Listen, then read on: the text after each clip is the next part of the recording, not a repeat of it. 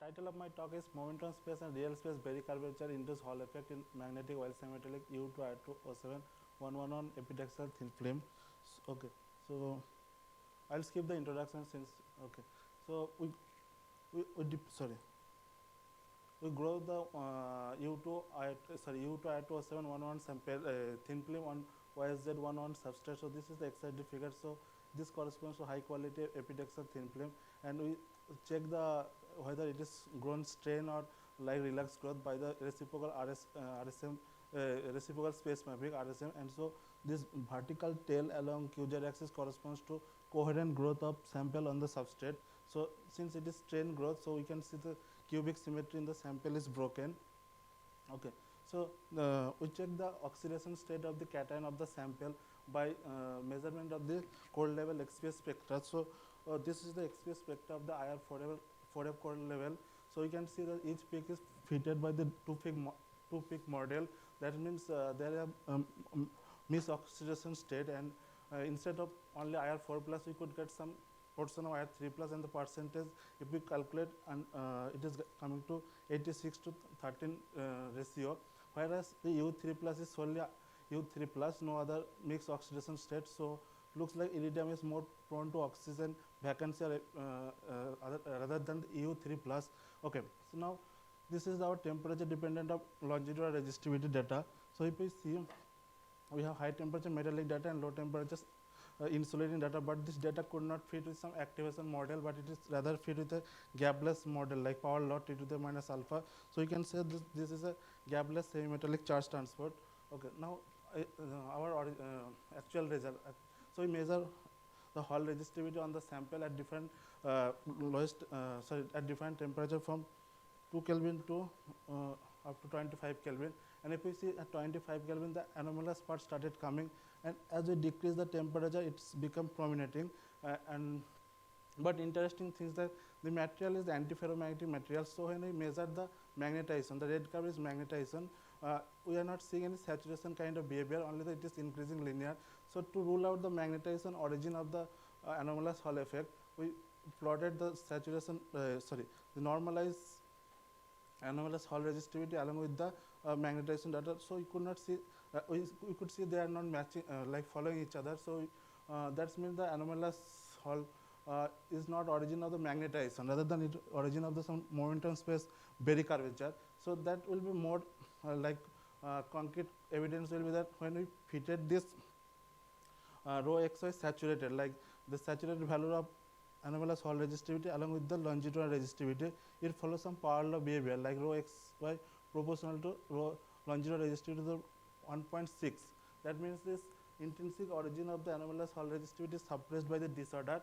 So this is the color plot of this our anomalous plus topological Hall resistivity. So you could see that in the as we increase the temperature, the resistivity value is decreasing. That means the contribution from the band is disappearing slowly, and above 25 Kelvin it is completely disappearing. Okay, now this, so the first one is that as the title we consider that is momentum space Hall effect. That means this Hall effect is solely governed by the momentum space Berry curvature.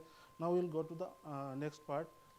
Okay, so if we see the 2 Kelvin Hall resistivity, if we see the 2 Kelvin Hall resistivity, it is not following smoothly, like it has some hum kind of feature around 50 Clear state. So we try to capture the smooth part by fitting some polynomial function, and we extracted the non-monotonic part. So non-monotonic part is increasing and decreasing in high field. So we assign this as a topological feature of the Hall resistivity. And since our material have non-magnetic, non-coplanar spin structure, when we apply some magnetic field, there will be the spin canting, and we can get net Berry curve, net spin chirality along the field direction. So this is governed by this.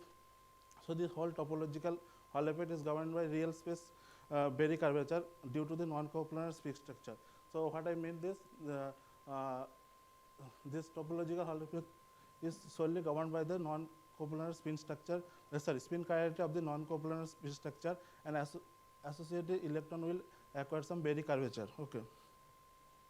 Now we will go to our magnetoresistance part. Okay, I will skip this part.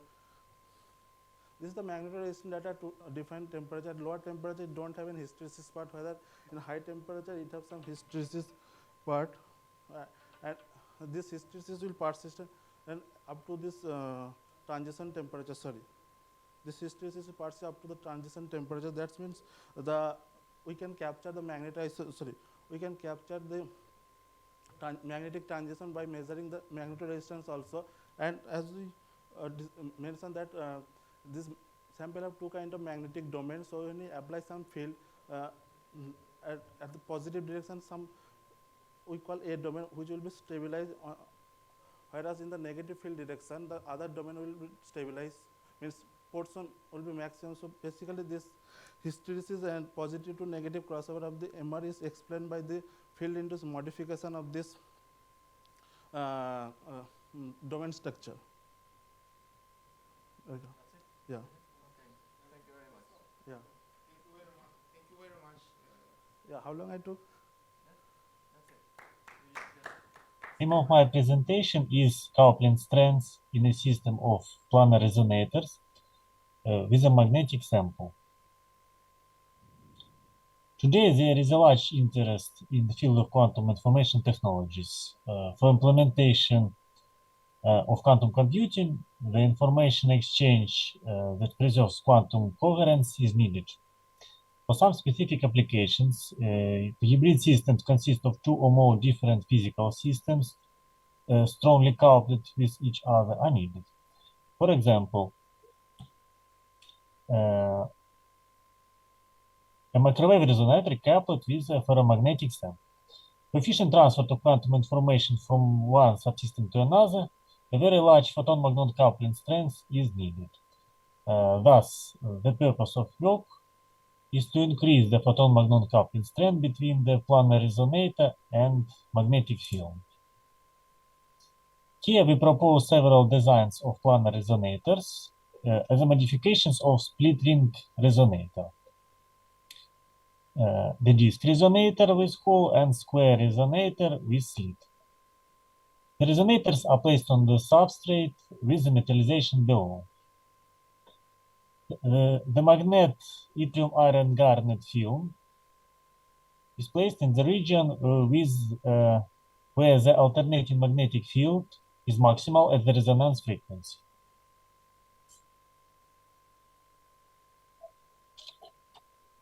Also, the numerical simulations were carried out for following resonators: the T-shaped resonator, the corner resonator, and the U-shaped resonator, or P-shaped resonator. The numerical transmission coefficient spectrum for the waves passed through the strip line with the resonator and magnet film on its surface at external magnetic field were carried out. The obtained spectra were used to calculate the coupling strength of half a distance between the resonant minima and the resonance magnetic field. The calculated coupling strength value for all resonators are summarized in the table. The operating frequency for all resonators under study is about 6 GHz. It's the lowest mode for these resonators. The highest coupling strength value was obtained for U-shaped resonator, which caused by its magnetic field concentration near the band where the magnetic field is located.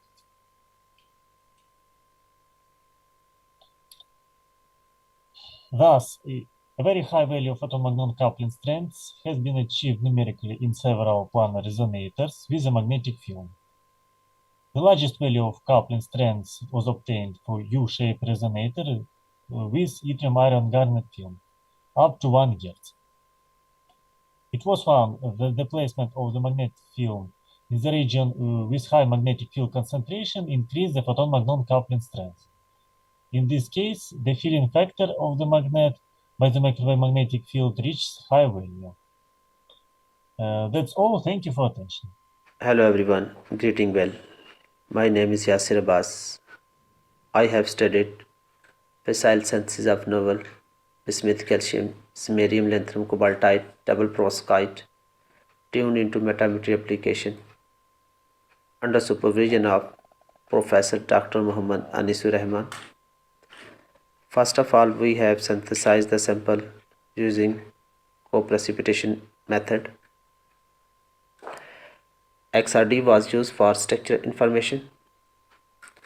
Precision component analyzer operating frequency 20 to 3 MHz was utilized to acquire electrical data. Synthesized sample is suitable for metamaterial application.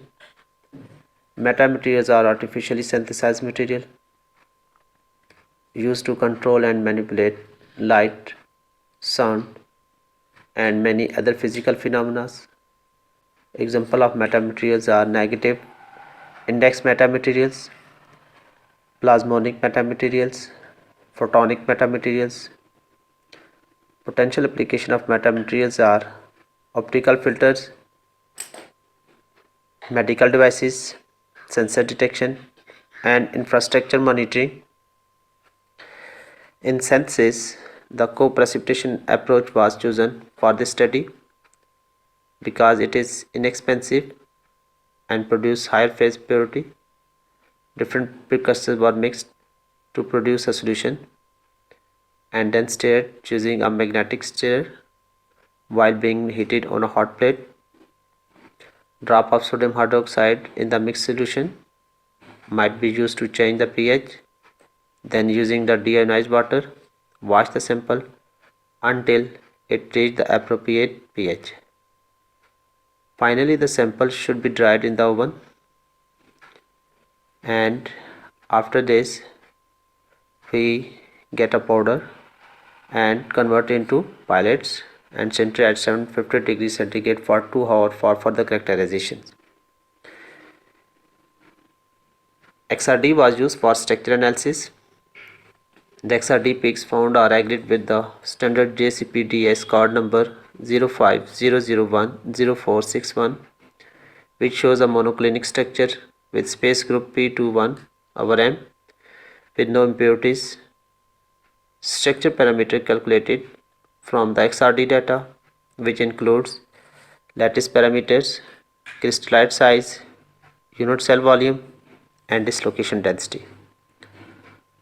The structural properties of bismuth was also examined in this study using calculation based on DFT. Graph of loss tangent versus frequencies are shown in figure. At 500 degrees centigrade, this graph shows a bandwidth can be achieved between 500 kHz to 3 MHz in loss tangent graph, and dielectric constant of synthesized sample shows a negative trend, and negative dielectric constant representing a polarization opposing applied electric field has long been pursued for a possible revolution in electronics and photonics. After this, we conclude samarium lanthanum doped bismuth calcium cobaltite were prepared using co-precipitation route. XRD analysis confirmed the monoclinic structure with space group P21. We can synthesize new metamaterials that have advantage in metamaterial applications. And finally, we acknowledge Applied Thermal Physics Lab, ComSat University, HEC, ICQMT teams that provide us such a great platform of learning environments. Thanks to all. Hello everyone, greeting well. My name is Yasser Abbas. I have studied effect of samarium lanthanum doping on structure, electrical and modulus properties in double perovskite cobaltite under supervision of Professor Dr. Muhammad Anisur Rahman. First of all, we have synthesized the sample using co-precipitation method. XRD analysis confirmed the monoclinic structure. Precision component analyzer operating frequency 20 to 3 MHz was utilized to obtain electrical data. DC measurement was done using 4-pro method. Fossil fuels are the major sources of our energy production in current era, which are limited by nature. Geologists are expecting the current reservoirs to last up to 2042 in synthesis. The co-precipitation approach was chosen for this study because it is inexpensive and produces higher phase purity. Different precursors were mixed to produce solution and then stirred using a magnetic stirrer while being heated on a hot plate. Drop of sodium hydroxide in the mixed solution might be used to change the pH. Then using deionized water, wash the sample until it reaches the appropriate pH. Finally, the sample should be dried in the oven for 24 hours at 105 degrees centigrade and then transformed into powder. After this, we use hydraulic press and convert this powder into pellets and center at 50 degrees centigrade for 2 hours for further characterization. XRD was used for structure analysis. The XRD peaks found are agreed with the standard JCPDS code number 0500100461, which shows a monoclinic structure with space group P2 1/m with no impurities.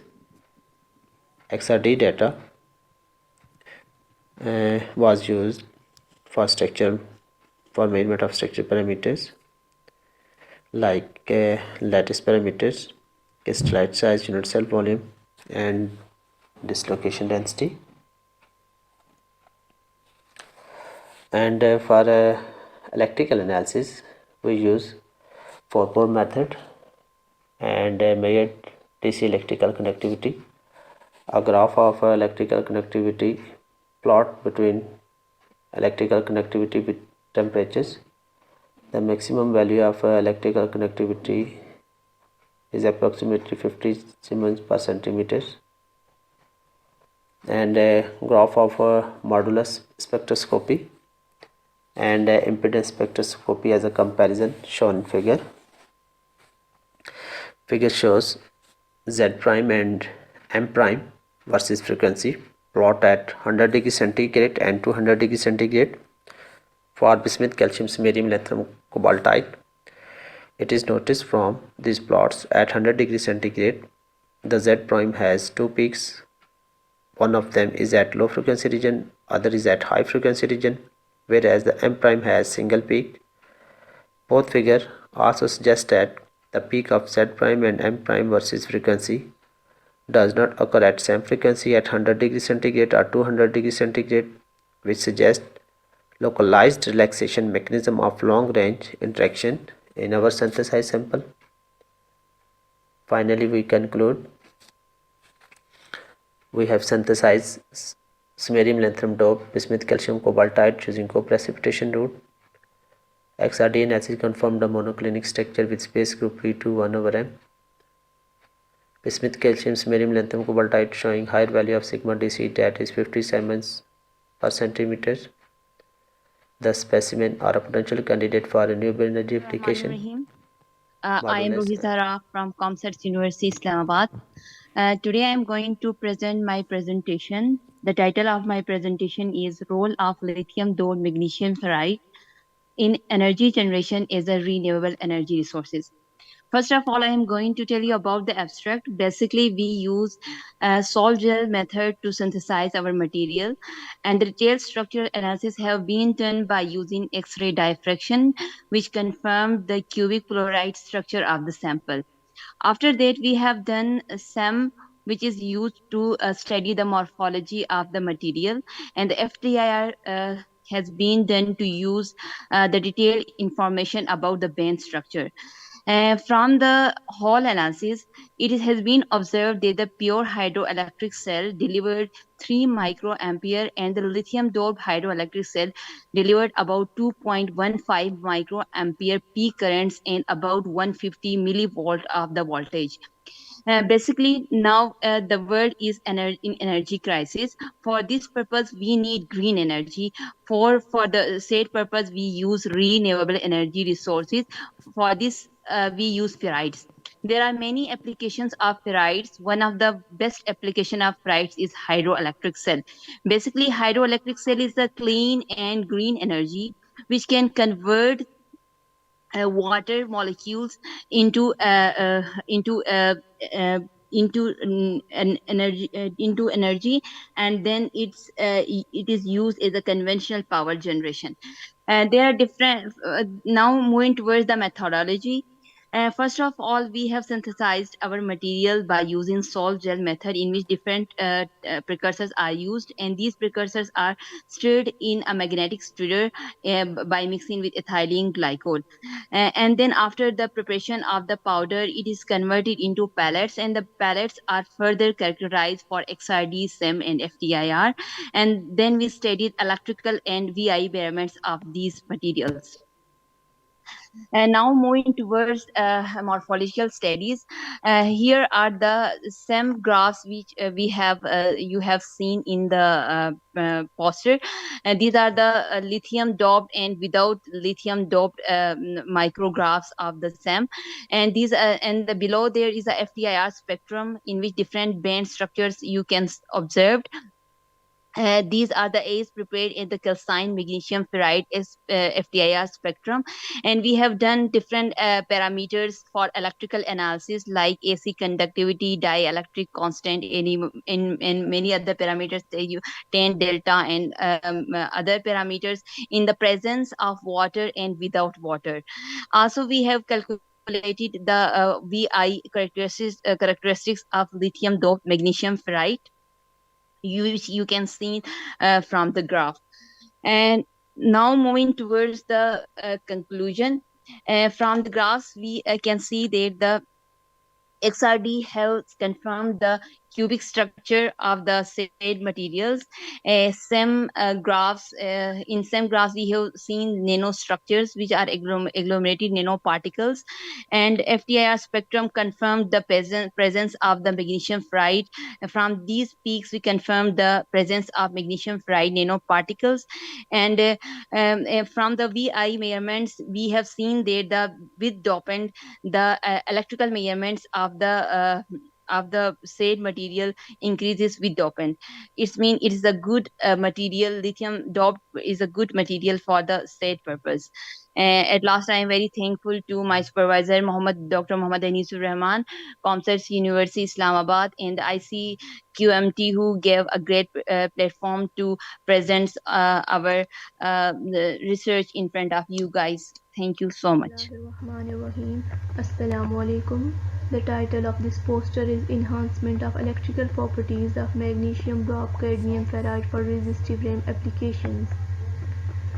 Magnesium doped cadmium ferrite have been synthesized by using salt gel method. AC electrical properties have been measured as a function of frequency. The DC electrical properties have been measured as a function of temperature. IV measurements have also been done. Spinel ferrites are used in the field of renewable energy due to their environment-friendly behavior. In renewable energy, spinel ferrites are used in resistive RAM applications, fuel cells, solar cells, and in many other applications. For the synthesis of our material, we have used the Waugh salt gel method. First, all the precursors have been mixed with the ethylene glycol in the ratio of 1:14 and stirred for 30 minutes at room temperature. Then the temperature was increased to 70 degrees Celsius for 45 minutes. Then we apply the full-scale heating and gel formation starts at 180 degrees Celsius.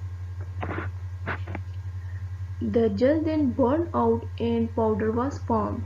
This powder was then used for the pellet formation. Current voltage measurements have been investigated in the voltage range of 0 to plus minus 30 volts. The non-linear hysteresis loop-like trend confirms the existence of resistive switching mechanism in the samples. The value of dielectric constant is higher at lower frequency and decreases with the increase in frequency. This is due to the polarization mechanism happening in the sample. The value of dielectric constant is also higher at lower frequency and decreases with increase in frequency.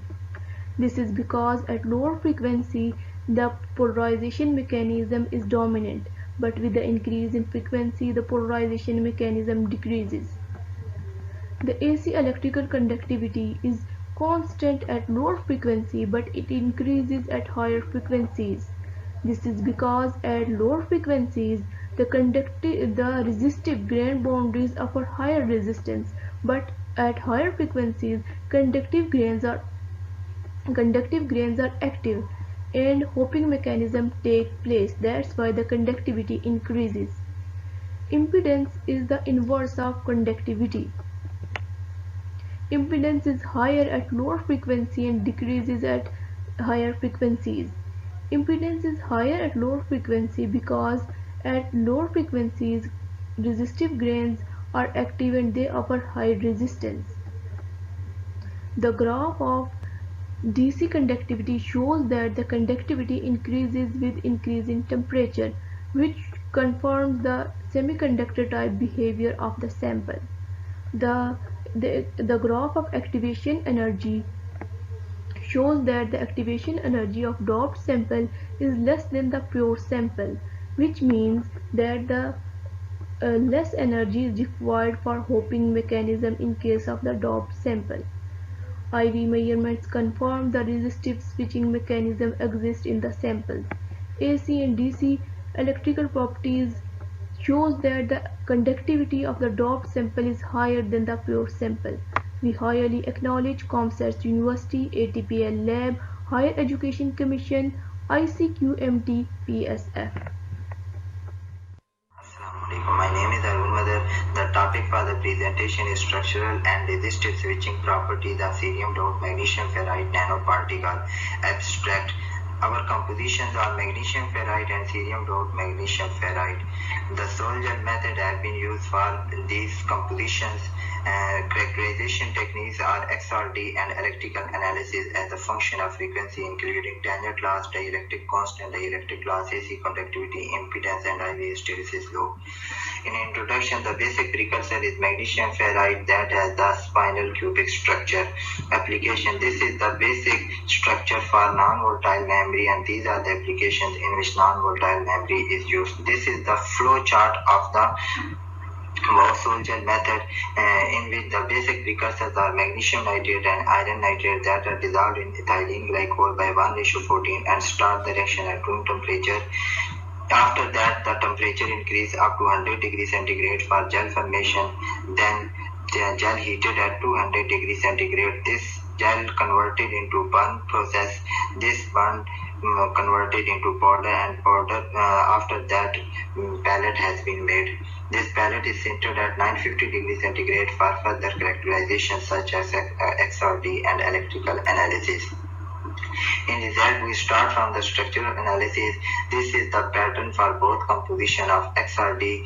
The highest intensity peak in both compositions are 311, and many other peaks have been seen. This is the table that shows the crystallite size, lattice constant, density, and porosity of pure and cerium doped samples. Electrical analysis, we start from the tangent loss as a function of frequency. This graph shows that the value of tangent loss is high at low frequency, and as frequency increases, the value of tangent loss decreases and almost constant. Second graph shows the value of dielectric constant with respect to frequency. The value of dielectric constant is high at low frequency, and as frequency increases, the value of dielectric constant decreases. A dielectric phenomena can be explained by the help of dipole relaxation process. The dielectric loss also shows the similar trend as that of the tangent loss. Next one is the AC conductivity graph that shows the value of AC conductivity is low as low frequency, and as frequency increases, the value of AC conductivity increases. The next graph shows the impedance. The value of impedance is high at low frequency, and as frequency increases, the value of impedance decreases. Impedance is opposite to the conductivity. This graph shows this behavior. Next graph shows the real part of the impedance and has similar trend as that of the impedance. And next one graph shows the imaginary part of the impedance. that shows at low frequency has a relaxation peak, and as frequency increases, the imaginary part is almost constant. Imaginary part value is almost constant. The next one graph shows the current voltage loop for the magnesium ferrite, and it has the voltage range 0 to 30 for positive region and 0 to minus 30 for negative region, and it shows the hysteresis loop type trend that shows the resistor switching effect present in this composition. The last graph shows the similar trend as that of the magnesium ferrite hysteresis loop, and also shows that resistor switching effect present in this composition. Conclusion: XRD analysis confirms the cubic structure of both compositions. AC electrical analysis shows that AC conductivity of cerium dope decreased as compared to pure magnesium ferrite nanoparticle. IV curve exhibits a hysteresis loop type trend which confirms that the resistive switching effect exists in pure and cerium dope magnesium nanoferrites. Thank you. Assalamu alaikum. I'm going to present my research which is on the topic conductivity increase in rare earth doped bismuth calcium cobaltite and zinc oxide composite for energy applications. Because of many applications of cobaltites in the field of renewable energy resources, they have become significantly important. Their main applications are in solar cells, fuel cells and thermoelectricity. And because of it, we are using bismuth calcium cobaltite which have valuable dielectric and structural properties, and we are doping them in samarium and lanthanum. And to enhance their properties, we want to make a composite of bismuth calcium cobaltite with zinc oxide, because zinc oxide has good conductivity and it makes it best candidate for making a composite. Then synthesis of the samples. We have synthesized bismuth calcium cobaltite with 3 different compositions by using co-precipitation method. All these precursors such as bismuth nitrate, calcium nitrate, samarium nitrate, lanthanum nitrate and cobalt nitrate were mixed together and then stirred at 28 degrees centigrade to obtain better uniformity. Then to keep pH level at 12, sodium hydroxide was added dropwise to the solution. Then solution is constantly stirred for 45 minutes at 70 degrees centigrade to form precipitates. Then washing of resultant solution was done by deionized water. Then these washed samples were dried for 24 hours at 105 degrees centigrade, followed by grinding to form fine powder. Then fine powder converted into pellets. After these pellets was sintered at 750 degrees centigrade for 2 hours. Then they goes for the characterization. Then synthesis of zinc oxide by using Sol-Gel method, in which we have mixed zinc nitrate, hexahydrate and ethylene glycol and stirred them at room temperature to make homogeneous solution. Then to convert it into gel, we heated the solution at 70 degrees centigrade for 3 hours. Then we heat it until burning and convert it into powder by grinding, and after that calcination was done at 35 degrees centigrade for 3 hours. And after that we make pellets of 13 mm to minimize microstresses and strain and increase their crystallinity. Then here's our results and discussion. For structural analysis we have used X-ray diffraction, and these are the graphs for XRD.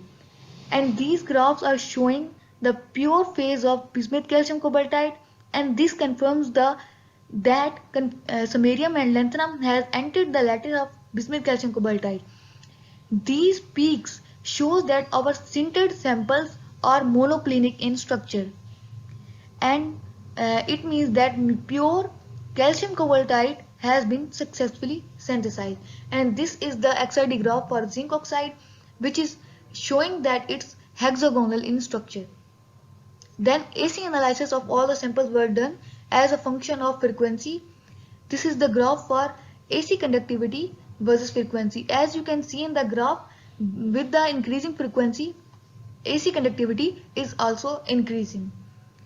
And then dielectric constant, which is decreasing with the increasing frequency. Then here is the graph for dielectric loss, and here is the graph for the impedance, which is opposite of AC conductivity, and it is decreasing with the increase in frequency.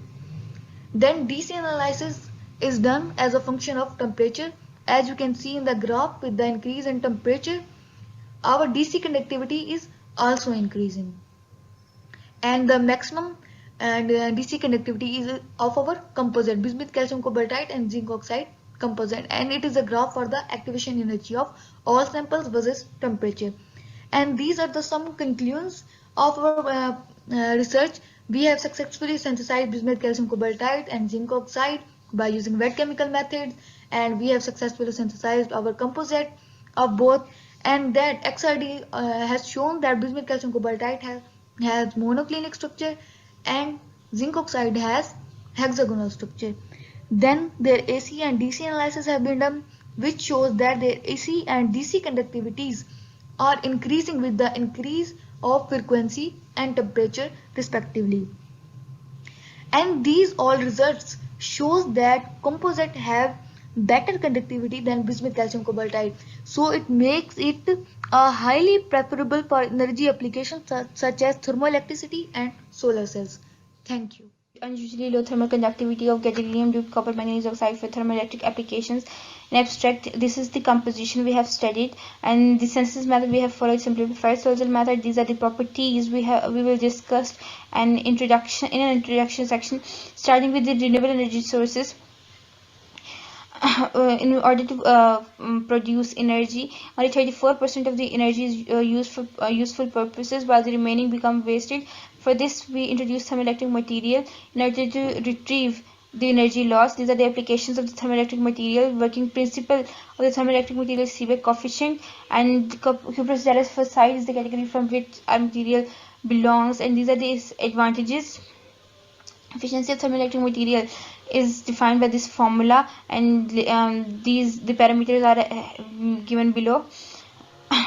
We doped gadolinium in place of manganese because copper manganese have low electrical conductivity, so that we can increase the electrical conductivity of the material.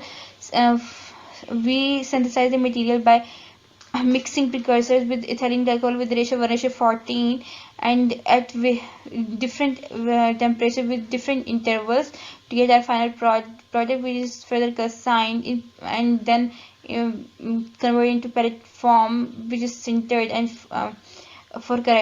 ready for characterizations.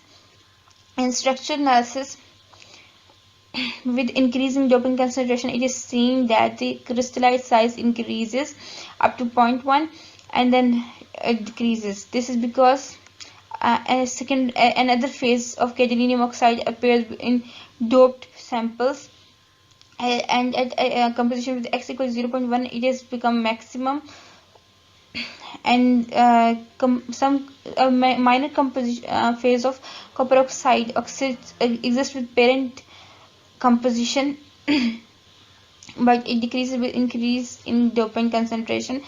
In dielectric constant,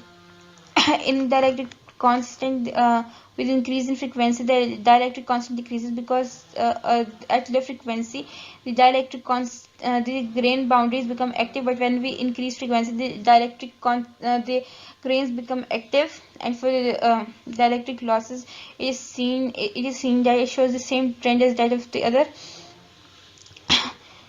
This is because at high frequency, dipoles are not able to follow the field, so losses become minimum. And for DC conductivity, as it depends on temperature, so with increase in temperature, the thermal conductivity of charge carrier increases, thus the DC conductivity increases. And the composition with x equals 0.1 shows maximum DC conductivity at high temperature, which is 400 in our case. In Seebeck coefficient graph, it is we get information that our material is p-type, and this, as we know, the Seebeck coefficient is inversely proportional to the charge carrier concentration. In thermal conductivity and thermal diffusivity, it is seen that with temperature both increases. This is because of phonon scattering increases with increasing temperature, and the composition with x equals 0.1 has lowest thermal conductivity and lower thermal diffusivity. and the material with X equal to composition with gadolinium with equal to 0.05 shows highest uh, um, power factor and figure of merit. From that we can conclude that the crystallite size increase with increasing doping concentration up to 0.1, and the composition with X equal to 0.1 shows lowest thermal conductivity, and for thermoelectric application purpose material X equal to 0.05 is suitable. These are the references, and for acknowledgement we are thankful to our university HEC for funding, and Pakistan Science Foundation and the conference for giving us opportunity to represent our research. Thank you. The title of the presentation is the study of the copper, iron and rare earth doped renewable material for the energy applications.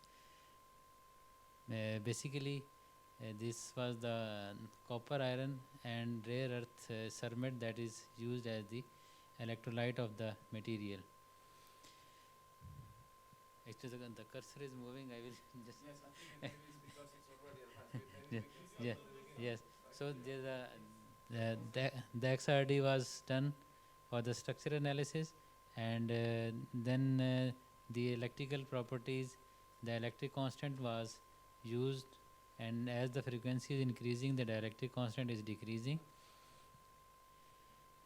And next to the dielectric constant is dielectric loss, and in the next graph down there it is the tan delta, which is showing the relaxation peaks, and next to is the AC electrical conductivity. It is increasing with the increase in the frequency due to the higher rate of the successful hopping of the charges.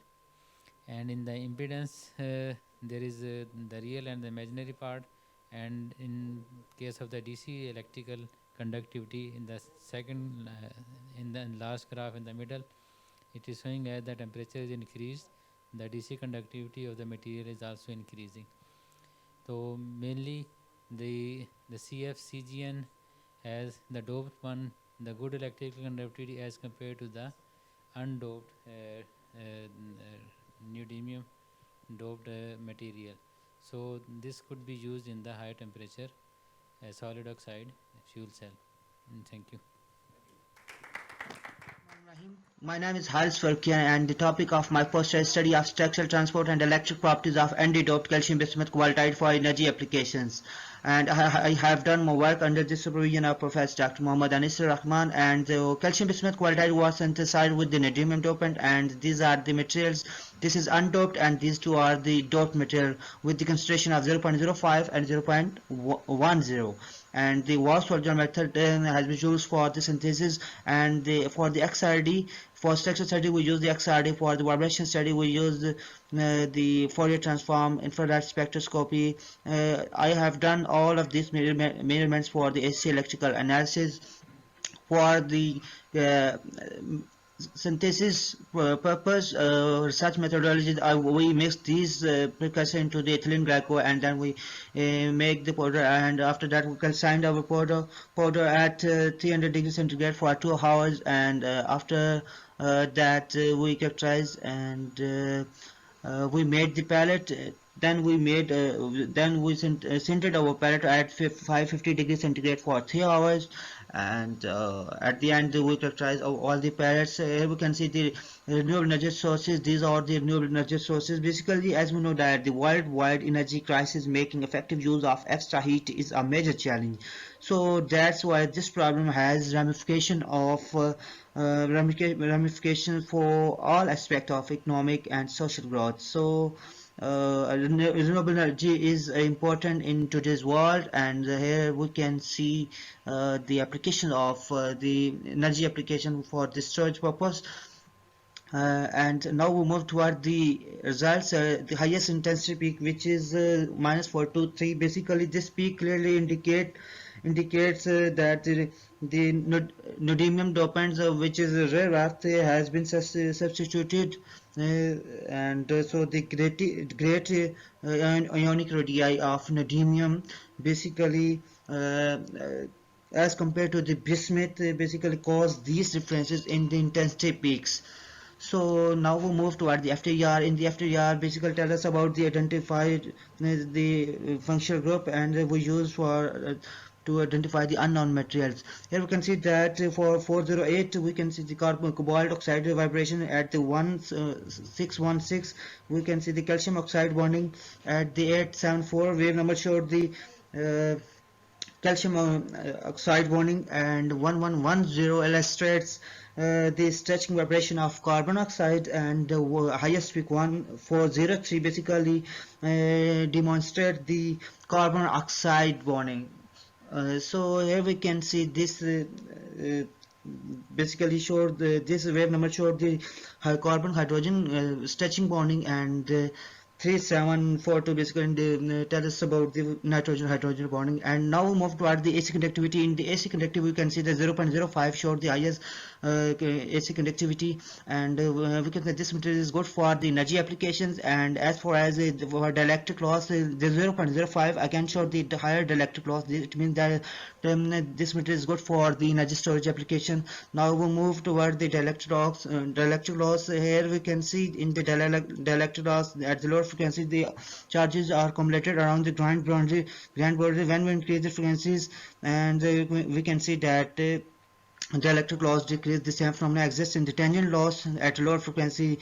The tangent loss is higher, and when we increase the frequency, the tangent loss decreases. And basically, if we see the impedance real part, basically this is the reciprocal of AC conductivity. Basically, tell us about the resistivity. We can see that in 0.05 concentration showed the higher resistivity. So now we move toward the impedance imaginary part. In the at the lower frequency, we can say the charge accumulated around the grand bonds. That's the reason. So interface polarization is higher at this point. And when we increase the frequencies, we can see the relaxation peak for the doped sample. And at the end, we conclude XRD confirm the monoclinic structure of doped and doped calcium bismuth qualitide, and FTER reported successful synthesis of calcium bismuth qualitide. And the AC electroanalysis delineates the AC conductivity, higher AC conductivity of doped samples. So we can say at the end, I would like to thank HEC, ComStat University, and ATPL Lab. And at the end, I would like to thank ICQMT. Thanks to all.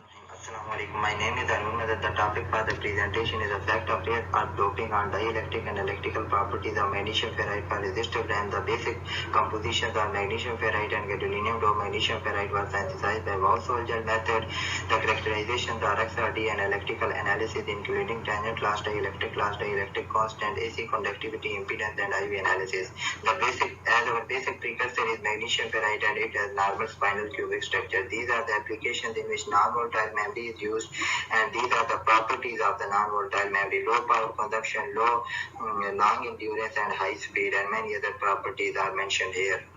The methodology: the basic precursors are magnesium, iron, and gadolinium nitrate. These are dissolved in methylene glycol by 1:14 and start the reaction at room temperature for 30 minutes. After that, the temperature increases up to 100 degrees centigrade for gel formation, then raise the temperature up to 200 degrees centigrade until the burning process. This burnt ash converted into powder and then form the pellet. This pellet sintered at 950 degrees centigrade for further characterizations process. We start from the structural analysis. Structural analysis has been done by XRD. This graph shows that both composition have a cubic structure, and the highest intensity peak in both composition is 311. In electrical analysis, the first graph shows the dielectric constant. The value of dielectric constant is high at low frequency, and as the frequency increases, the value of dielectric constant decreases. The next one graph shows the tangent loss. The value of tangent loss is high at low frequency, and as frequency increases, the value of tangent loss decreases. Tangent loss phenomena can be explained by the help of dipole relaxation process. The next one graph shows the dielectric loss. This shows similar trend as that of the dielectric tangent loss. And next one graph shows the AC conductivity. The AC conductivity is strongly dependent on the frequency. AC conductivity has low value at low frequency, and as frequency increases, the value of AC conductivity increases. AC conductivity phenomena can be explained by the help of grain and grain boundaries. At low value of the frequency, the grain boundary is activated, and as the frequency increases, the grain activated, so the value of AC conductivity increases. The next one graph shows the impedance, and it is opposite to the AC conductivity. So at low value of frequency, the impedance as high value, and as frequency increases, the value of impedance decreases. The real part of impedance shows similar trend as that of the impedance. And the next one graph shows the imaginary part of the impedance, that shows that at low frequency has a relaxation peak. As frequency increases, the value of impedance is almost constant. The next graph shows the IV measurement. First graph shows the IV loop for magnesium ferrite, and its positive region has voltage 0 to 30 and negative region 0 to minus 30. The hysteresis loop trend shows that it has a resistive switching effect present. The next graph also shows the gadolinium hysteresis loop type trend and a resistive switching effect present in this composition also. Conclusion: XRD analysis confirms the cubic structure for both the composition. AC electrical analysis shows that AC conductivity of gadolinium doped increases as compared to pure magnesium ferrite nanoparticles. IV curve exhibits hysteresis loop type trend, confirming that resistive switching effect exists in pure and gadolinium doped compositions. And at last, with thanks to all the platforms. So in this report, what we've done is we've used graphene to study the electrical transport properties when we have a junction between graphene and a superconductor. So I'll skip the intro part, but basically what we have here is a kind of a tunneling between a superconductor and a normal metal. In this case, the normal metal is graphene, and the superconductor we used is tantalum.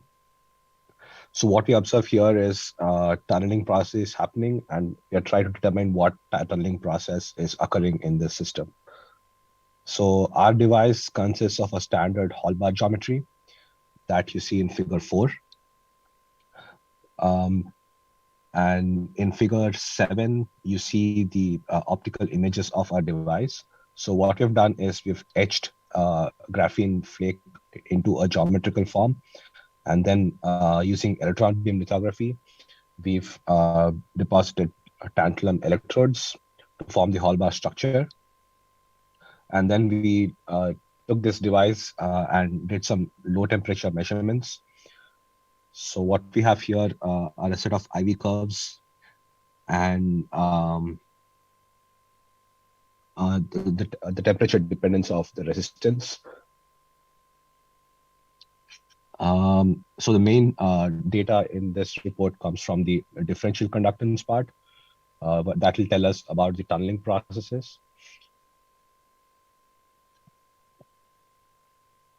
So we have calculated the differential conductance or the differential resistance that is displayed here in this case with respect to the DC bias voltage we apply. And we've done this measurement at different magnetic fields.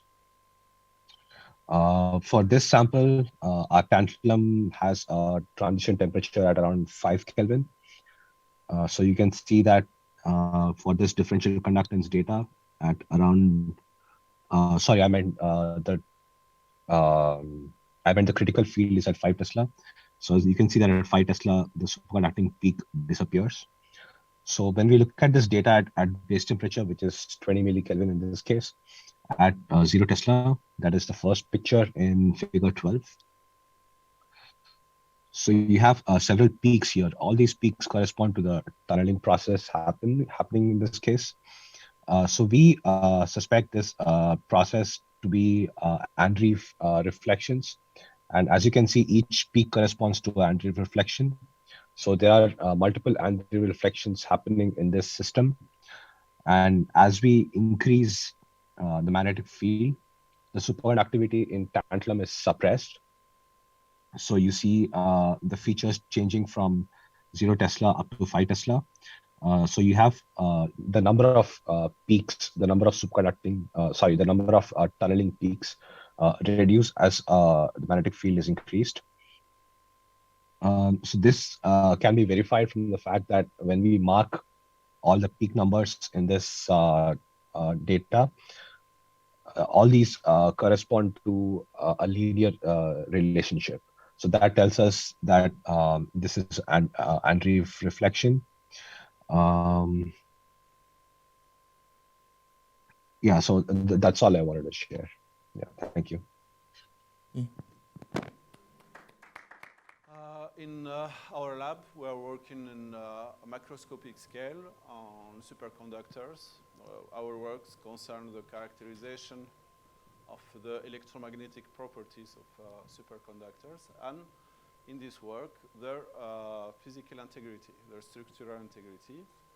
It means that we are looking for the presence of defect that may occur in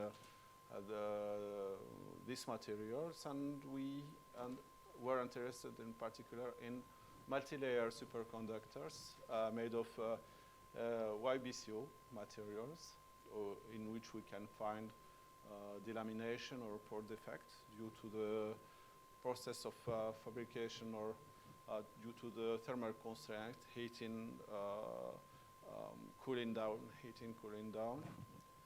And we proposed here an original approach to characterize those defects using the thermoinductive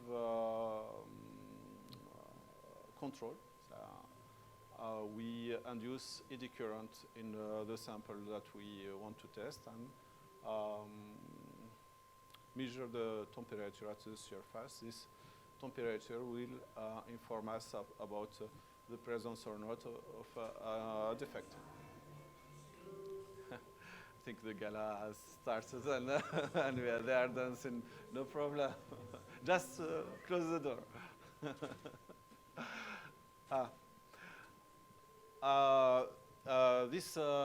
There's an experimental setup that was made for this. To avoid the disturbance of the classical inductors, we used a rotating magnet wheel as inductor to create eddy current in the sample, and an infrared camera to record the temperature distribution on the surface of the sample. The measurements are tricky and hard to interpret, so we added modeling to this. We associated the measurement to modeling to better interpret the results, and on the other side to validate the experimental results, validate the modeling. Donc, so the modeling is based on Maxwell equations, where the magnetic field created by the rotating wheel is evaluated by integral model, and then the eddy current in the sample are also evaluated by an integral differential model involving the electric vector potential. Discretization concerns only the active part, which is the superconductive tape. This reduces the computation time because in a 3D time domain modeling, the computation time may be quickly high.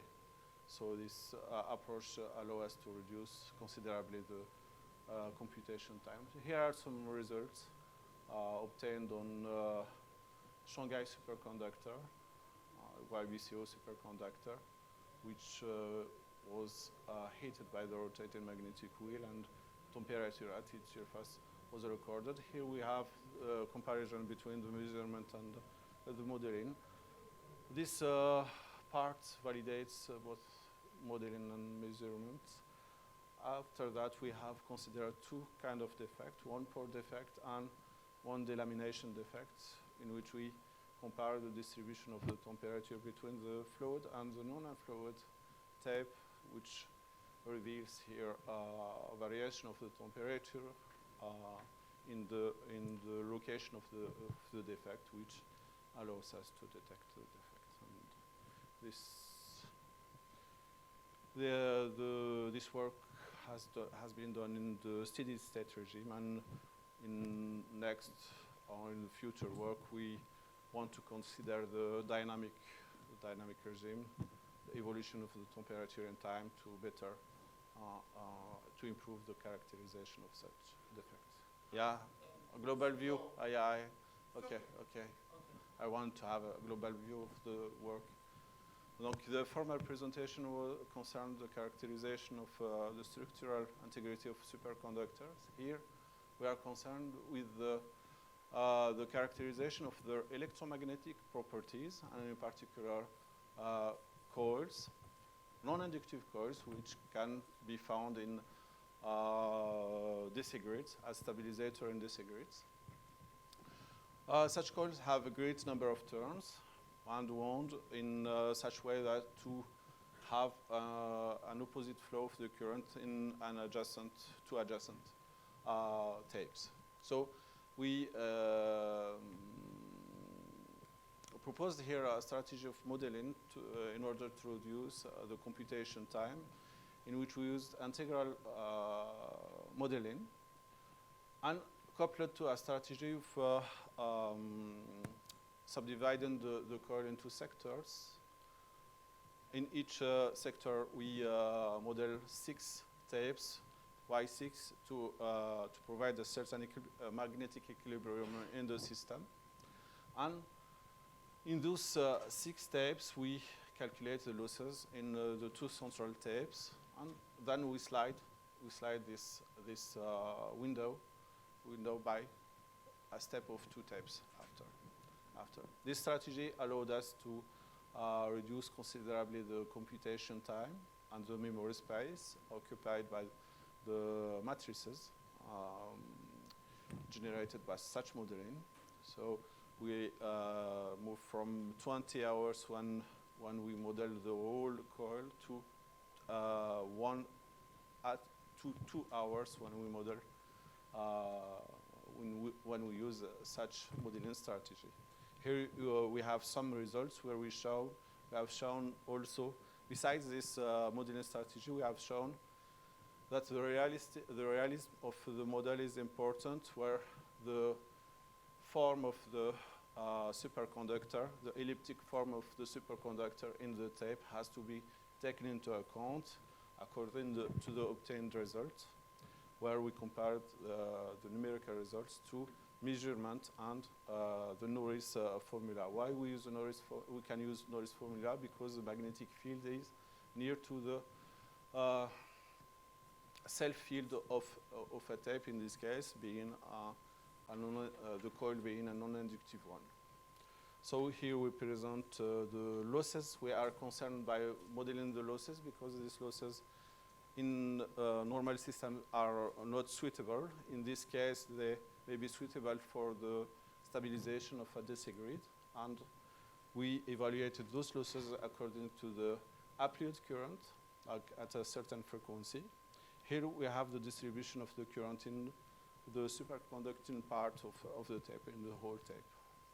So the results show the importance of taking into account the exact form of the superconductor in each tape, and the efficiency of the strategy of modeling strategy we developed here. And thank you. That's all for me. If any questions.